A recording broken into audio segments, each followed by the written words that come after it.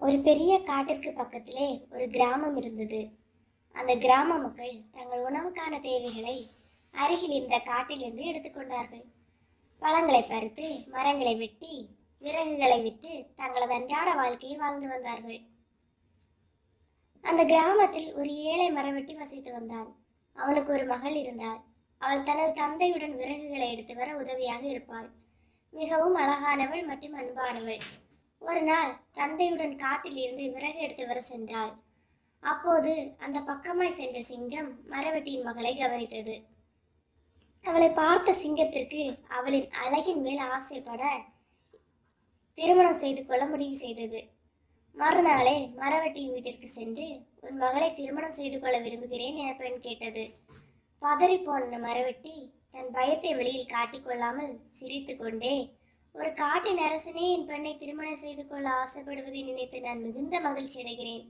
ஆனால் எனக்கு ஒரு நிபந்தனை இருக்கிறது என்றான். ஆர்வம் அதிகமாகி என்னவாக இருக்கும் என யோசித்துக் கொண்டு சிங்கம் மரவெட்டியை பார்க்க, சிங்கத்திடமிருந்து தன் மகளை காப்பாற்ற ஒரு வேண்டுகோள் வைத்தார். அதாவது, நீங்கள் ஏற்கனவே அரசராக இருக்கிறீர்கள். ஆகையால் உங்களுக்கு பயந்துதான் இங்கு அனைவரும் இருக்கிறார்கள். அதனால் உங்கள் தலையில் இருக்கும் இந்த படர்ந்த முடியை வெட்டி, பயங்கரமாக தெரியும் இந்த பற்கள் மற்றும் உங்கள் நகங்களை வெட்டி நேர்த்தியாக வந்தால் என் பெண்ணை மணமுடித்து தருகிறேன் என்றான்.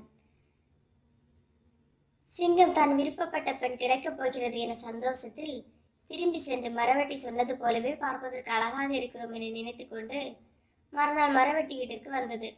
மரவெட்டியை அழைத்து, நீ கேட்டது போலவே நான் அனைத்தையும் செய்து விட்டேன். இப்போது உன் பெண்ணை திருமணம் செய்து கொடு என்று கேட்க, பல்லில்லாத சிங்கத்தை பார்த்த மரவெட்டி சிரிப்பை அடக்க முடியாமல் சிரித்தே விட்டார்.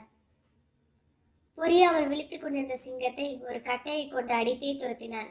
உனக்கு என் மகள் வேணுமாடா என பயங்கரமாக அடித்து விரட்டினான். தன்னை அந்த மரவெட்டி ஏமாற்றியதை நினைத்து மன நொந்து அங்கிருந்து சிங்கம் கிளம்பியது. ஆகையால் குழந்தைகளே, நீங்கள் எவ்வளவு பெரிய ஆளாக இருந்தாலும் உங்களுக்கு ஒத்து வராத சிலவற்றில் தலையிடாமல் இருப்பதே சிறந்தது.